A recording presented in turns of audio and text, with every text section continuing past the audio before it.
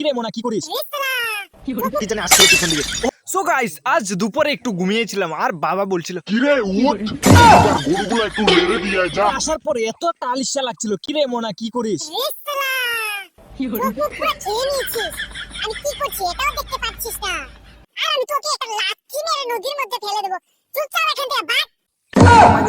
যাচ্ছি আর লাথি দিতে হবে না। বোকা টোকা খেয়ে একটু গাছের তলে একটু এসে বসেছিলাম আর কি। আর ভাবছিলাম এখন পর্যন্ত বিয়াটা করা হয়নি, যদি একটা গাছের ডাল মাথার উপরে পড়ে আমার কাম তো পুরা শেষ।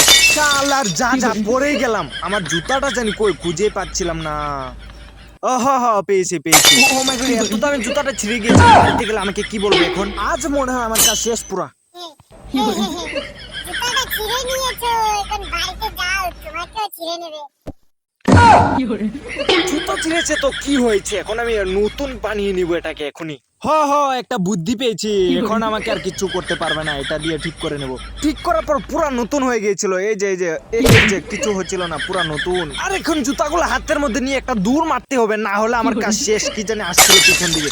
ও মাই গড, পরেও গেলাম। আর দূর দিতে আজকের ব্লগটা এখানে শেষ করছি। টাটা।